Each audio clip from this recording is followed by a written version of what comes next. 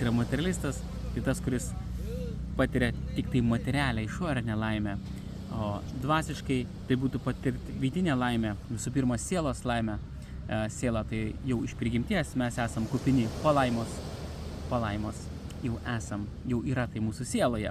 Jeigu mes atsakysim savo ego, šito materialaus išoriško ar ne, šitos išorės, tai mes automatiškai sugrįšim į palaimą, nes mes iš prigimties esam palaimingi. Taigi, kas mus laiko šitoje materijoje, tai būtent laimė, kurią mes patiriame materijoje, tas skonis, ar ne, tas skonis džiaugsmas, kurį patiriam išoriai.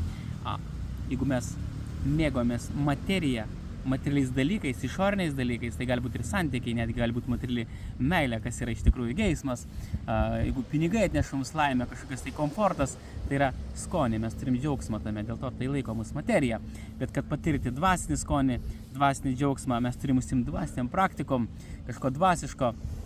Ir visų pirma, dvasinės praktikos jas priveda mus prie to, kad mes suvokiam save kaip sielą, save.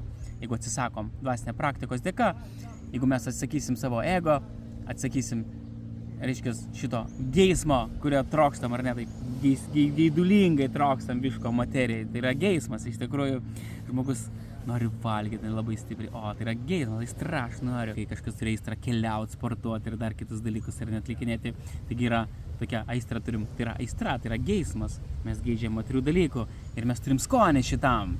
Tai dėl to ir žmogus, jisai gaunasi, kad jisai gyvena išorėje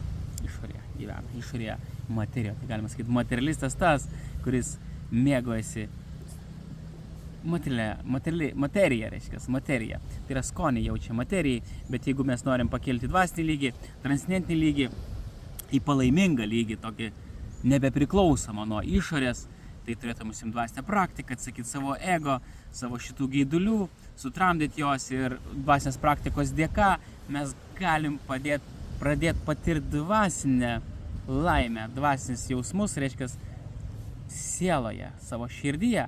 Tik taip mes patyrę dvasinę laimę, dvasinius jausmus, dvasinius potyrius galėsim atsakyti išorės materijos, kitaip tai neišeis to. Tada skonis materijai, jisai, reiškia, mus laikys materijoje. Jeigu mes pajusim dvasinį skonį, dvasinį malonumą, dvasinį džiaugsmą, tada mes po truputėlį eisim į save, į savo sielą ir į gylį, kitą atveju ir liksim materialistais.